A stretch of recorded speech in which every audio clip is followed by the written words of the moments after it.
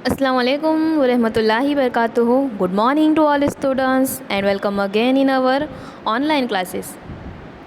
Chapter number 6 हम psychology में पढ़ रहे हैं, जिसका नाम है स्मृति और विस्मृति, स्मरण और विस्मरण भी इसको बोल सकते हैं। उर्दू में कहेंगे याददाश्त और फरामोशी। हमने मोस्ट ऑफली तो समझ लिया कि याददाश्त क्या है, उसकी किस्में। उसके बाद हमने समझा कि फरामोशी क्या है, किस तरह से हमारी याददाश्त में मज़ाहमत पैदा होती है, उसकी दो किस्में भी हमने समझी। अब हम समझते हैं कि याददाश्त में जो चीज़ें हम भूल रहे हैं तो उसे हमें याद किस तरह से रखना है। इसके लिए हमें करना क्या होगा? इसके लिए हमें हमारी याददाश्त में सुधारा करना होगा। तो उसी को हम समझेंगे याददाश्त में इस्लाह स्मृति में सुधारना। ये टॉपिक आपका एग्ज़ाम से रिलेटेड तो है ही, इवन इसके अलावा आप आपको अपनी रूटीन लाइफ में भी इसको अप्लाई कर सकते हो कि किस तरह से हम कोई चीज़ को हमें याद रखनी है तो हमें किस तरह से हम सही वे में उसे पढ़कर याद रख सकते हैं। तो बेसिकली जो कॉन्सेप्ट है वो है याददाश्त की इस्लाह। समझते हैं, उसको डिटेल में डिस्कस करेंगे। 5 पॉइंट हैं, लेकिन सबसे पहले समझते हैं कि याददाश्त की इस्लाह यानी क्या। हम अपनी याददाश्त को किस तरह से ज़्यादा ज़ख़ीरा बना सकते हैं। मेरे ख्याल से तो आप सभी को ये जानना बहुत ही ज़्यादा ज़रूरी होगा, बिकॉज़ हमें एग्ज़ाम नज़दीक है, एग्ज़ाम आएंगे तो किस तरह से हम याद रख सकें। तो मैं ये सजेस्ट करूँगी कि आप इस वीडियो को देखिए, समझिए और जितने भी 5 पॉइंट है, 5 प्रोसेस है, उसको फॉलो कीजिए और फिर आप याद कीजिए। गारंटी देती हूँ कि आप अगर नॉर्मली वे में याद करते हो, उसके अलावा आप जो मैं बताऊँगी उसके हिसाब से याद करोगे तो आपको ज़्यादा से ज़्यादा चीज़ें याद रहने वाली है। तो समझते हैं, याददाश्त की इस्लाह के लिए कोई कारगर नुस्खा या जादू इलाज तो नहीं है। कोई जादू की छड़ी तो हमारे पास नहीं है कि जिससे हम इजीली हर चीज़ को याद रख सकते हैं। लोगों का अक्सर मानना है कि मुँह से सुना भी है कि बादाम खाने से क़ुव्वत याददाश्त में इस्लाह होती है। अब मैं आपको ये तो सजेस्ट नहीं करूँगी कि आप बादाम खाइए, आपकी याददाश्त बढ़ेगी। जी हाँ, आप वो भी कर सकते हो, लेकिन मैं ज़्यादा सजेस्ट करूँगी कि आप मैं जो बताने वाली हूँ उसको अप्लाई कीजिए। शायद ये बात कतई तौर पर सही भी ना हो, मतलब में बादाम खाने से याददाश्त तेज़ होती है, ये 101% सही भी ना हो, लेकिन याददाश्त की इस्लाह के लिए इल्म और मश्क की ज़रूरत पेश आती है। सही मानों में अगर हमें याददाश्त में इस्लाह करनी है, याददाश्त को पावरफुल बनाना है, तो हमें ये जो तरीके अभी हम जानने वाले हैं उसको अप्लाई करना होगा। तो समझते हैं कि वो जो 5 तरीके हैं, वो 5 कौन से ऐसी चीज़ें हैं जिसकी वजह से हम इजीली हमारी याददाश्त को इंक्रीज़ कर सकते हैं, बढ़ा सकते हैं और एग्ज़ाम में आप उसको इजीली रिकॉल कर सकते हो, याद कर सकते हो। तो पहला है तरतीब, गुजराती में कहेंगे गोठवणी। डिटेल में डिस्कस करेंगे, लेकिन अभी सिर्फ पॉइंट की बात कर रही हूँ। सेकेंड है शदीद आमोजिश का तरीका, अति शिक्षण गुजराती में कहेंगे। आपको पॉइंट के सामने ही गुजराती लिखना है। तीसरा है जुज़वी व मुकाबिल मुसलसल तरीका, अंतरीकृत विरुद्ध सड़ंगता। चौथा है बासख्वानी व मुकाबला दोहरख्वानी का तरीका, मनन विरुद्ध पुनः वाचन। और लास्ट है अव्वल लफ्ज़ी तदबीर, प्रथम अक्षर प्रयुक्ति। ये 5 चीज़ें हैं जिसे हम डिटेल में समझेंगे और इन चीज़ों को आपको भी अप्लाई करना है ताकि आपका जो मेमोरी पावर है उसको बढ़ा सकें। तो शुरुआत करते हैं। फर्स्ट हम देखते हैं तरतीब, गोठवणी। नाम से ही पता चल रहा है कि यहाँ पे कोई चीज़ की तरतीब की बात की जा रही है। मालूमात बाबत सही मुकाम पर वाक़ हो उसे तरतीब कहते हैं। हम जो कुछ सीखते हैं उसका उसूल सानी तवील मुद्दत याददाश्त में से करते हैं। याद रखना है कि हम जो कुछ भी सीखते हैं, जब हम उसे याद करते हैं तो हमारी तवील मुद्दती याददाश्त में से हम उसे याद करते हैं। तवील मुद्दती याददाश्त में मवाद या मालूमात का ज़ख़ीरा करने के लिए उसे मरतब की जाती है और उसी तरीके से वो हमें याद भी रहती है। मसलन जैसे कुछ चीज़ें ऐसे हैं जो हमें फ़ौरन हम उस चीज़ को बोल देते हैं, हमें ज़्यादातर उसको याद करने में टाइम वेस्ट करने की ज़रूरत होती ही नहीं। फॉर एग्ज़ाम्पल 12 महीनों के नाम अगर आपसे पूछे जाए तो इस्लामिक महीने हो या अंग्रेज़ी महीने हो, हम फ़ौरन वो नाम बोल देते हैं। आपसे जैसे ही पूछा जाए कि आप बताइए 12 महीनों के नाम, इस्लामिक 12 महीनों के नाम, तो हम शुरू हो जाएंगे मुहर्रम, सफ़र। सेम इसी तरह से अगर आपसे जनवरी, फरवरी महीनों के, अंग्रेज़ी महीनों के नाम पूछे जाए तो भी हम बोल पड़ेंगे। ये सब क्यों होता है? बिकॉज एक फ्रैंक में लाइन से है, तरतीब में है। इसीलिए हमें वो चीज़ें याद रहती है। अगर हम 12 महीनों के नाम अगर अलग अलग कर दें, ऊपर नीचे कर दें, अगर फ़र्स्ट टाइम हम किसी को याद करवाएं तो उसे याद नहीं होगा। हमें वो उसकी एक पूरी तरतीब में है, इसीलिए वो चीज़ें हमें इजीली याद होती है और हम उसे बोल पाते हैं। सेम इसी तरह से जब हम सीखते हैं, स्टार्टिंग में जब हम प्राइमरी स्कूल्स में ABCD सीखते हैं, वो भी लाइन में होती है, तभी जाके बच्चों को वो इजीली रिकॉल होती है और वो याद कर पाते हैं। अगर सेम इसी तरह से नंबर, अगर हम किसी को नंबर सिखा रहे हैं या फिर नंबर सीख रहे हैं, जब नंबर इधर उधर हो, वो अपने लेवल में अपने तरतीब में ना हो तो सीखने में बहुत वक्त लग जाएगा। लेकिन अगर नंबर लेवल में हो तो हमें बहुत ही कम वक्त में वो नंबर याद हो सकते हैं। प्राइमरी लेवल की मैं बात कर रही हूँ। सेम इसी तरह से आपका 71 पर एक एग्ज़ाम्पल है जिसमें दिया हुआ है कि मिसाल के तौर पर मुंदरजा झेल तफसीलात पढ़िए और उनमें से जितनी याद है उन्हें कागज़ पर लिखिए। आप ध्यान से देखिए, यहाँ पर है आलू, इत्र, गाजर, कोका कोला, प्याज, क्रीम, बर्फ़ी, सेब, पेप्सी, लिपस्टिक, लिम्का, अंगूर, केला, घारी, गुलाब जामुन। अगर आप गौर करेंगे तो ये सारी चीज़ें बिना तरतीब के हैं। कॉस्मेटिक्स भी है, सब्ज़ी भी है, फल भी है, सारी चीज़ें इसमें मौजूद है, मशरूबात भी मौजूद है। अब ऐसे हम याद करने जाएंगे तो हमें बहुत ही कम चीज़ें याद रहेगी, लेकिन अगर हम इसे तरतीब में दे दो, पार्ट में डिवाइड कर दे तो हमें इजीली याद रहेगी। जैसे नीचे ही है, मशरूबात को हमने अलग कर दिया, फल को अलग कर दिया, सब्ज़ी है उसे अलग कर दिया, मिठाई को अलग कर दिया और कॉस्मेटिक्स को अलग कर दिया। तो मशरूबात जैसे ही आपसे कहा जाए तो आप बोल सकते हो कोका कोला, पेप्सी, लिम्का, ये चीज़ें हो गई। अगर आपसे पूछा जाए सब्ज़ी, या फिर आपको ही पता है सब्ज़ी में कौन सी चीज़ें, तो आप बोल सकते हो आलू, गाजर, प्याज। तो इस तरह से हम मालूमात को, इन्फॉर्मेशन को अगर तरतीब में रखें तो हमें इजीली याद हो जाती है। तो इसी तरह से आपको भी करना है।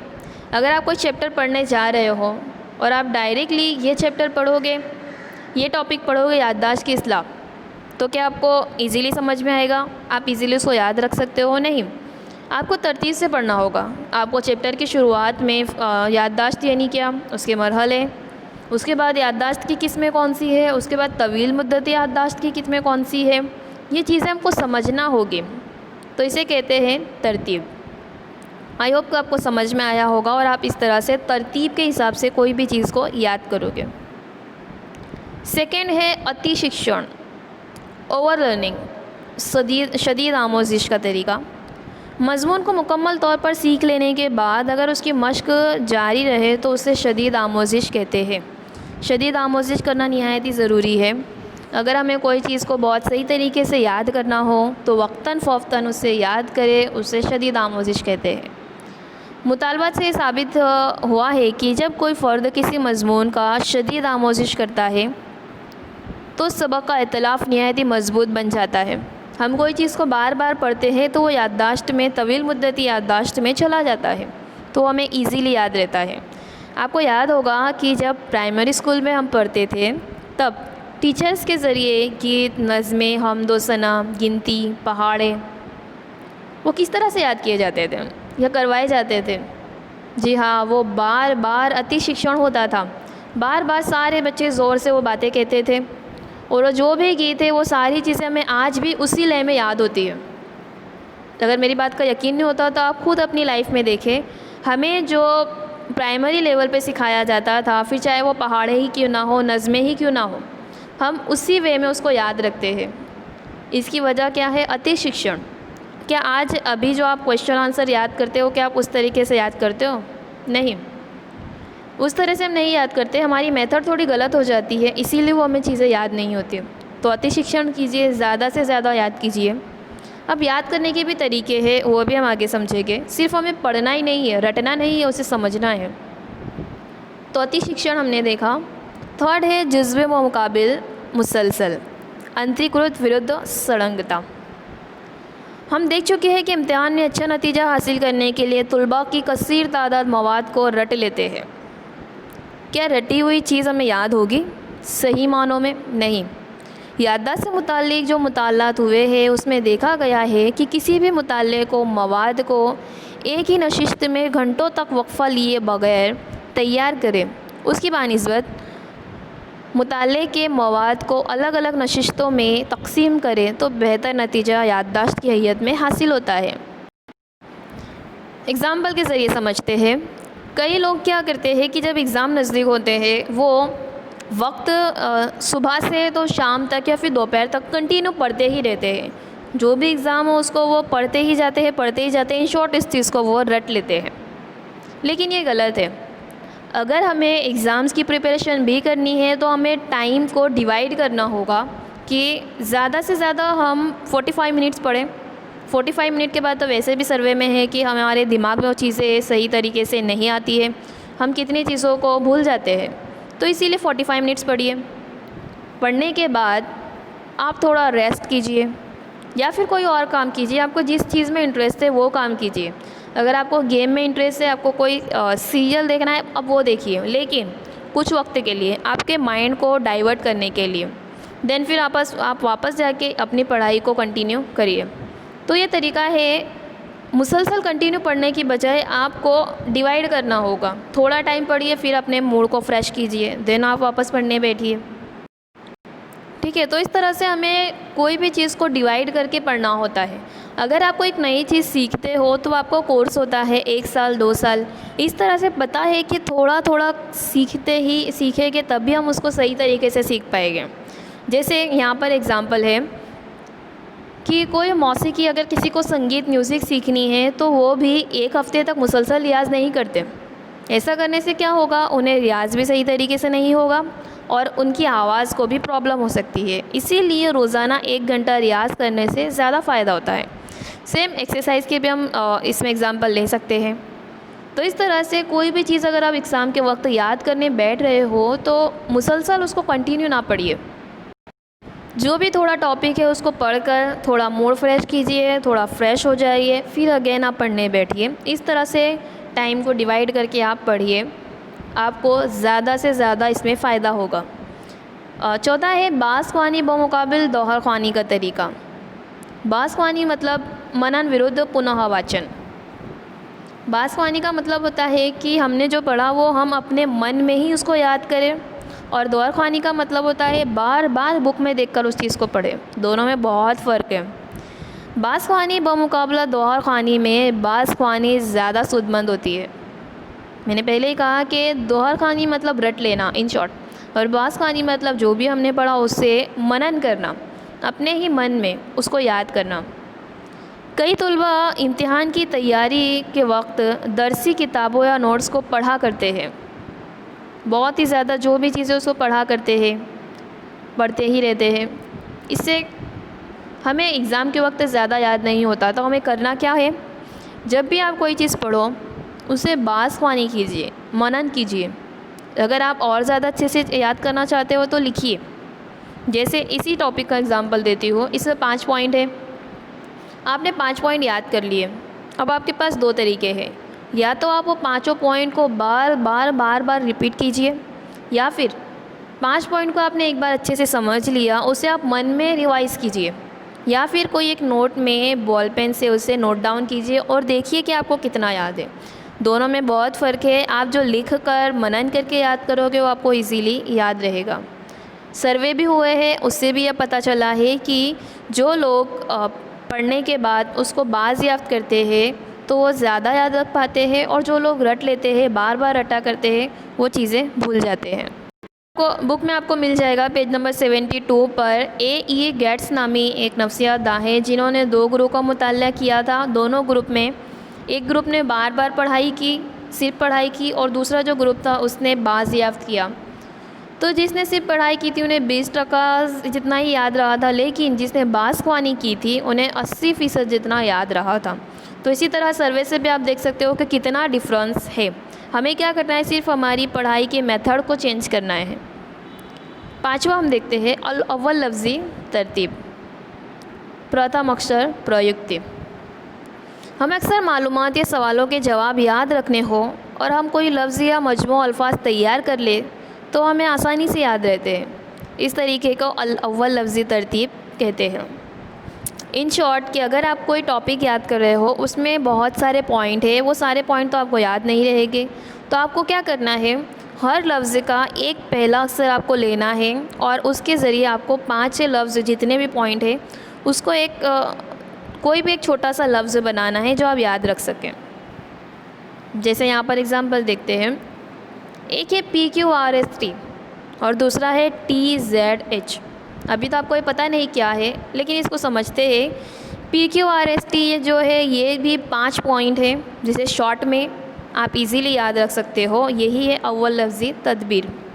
जैसे P का मतलब होता है प्रीव्यू, Q का मतलब है क्वेश्चंस, R का मतलब है रीड, S का मतलब है सेल्फ रिस्ट्रिक्शन मतलब याद करना,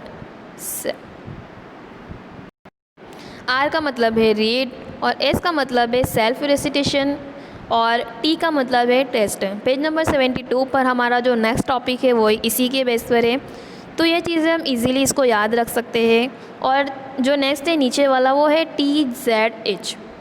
ये है हमने जो फरामोश याददाश्त के मरहले पढ़े थे उसके भी 3 मरहले हैं।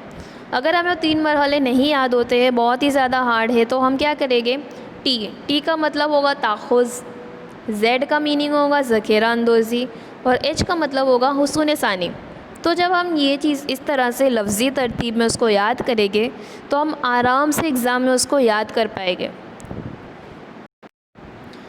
सो इस तरह से हमने टोटल 5 तरीके ऐसे देखे जिसको अप्लाई करने के बाद आप जो भी पढ़ते हो, आप अगर गलत मेथड पढ़ते हो तो इन 5 चीज़ों को अप्लाई कीजिए, फिर आप सही तरीके से जो भी चीज़ आप याद करें उसको याद कर पाओगे और इजीली वो आपको एग्ज़ाम में याद आ सकता है।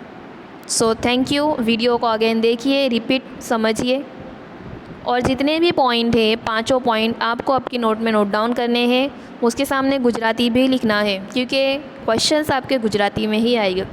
ध्यान से इसको अपने माइंड में तवील मुद्दती याददाश्त में इसको स्टोर कर लीजिए। Thank you.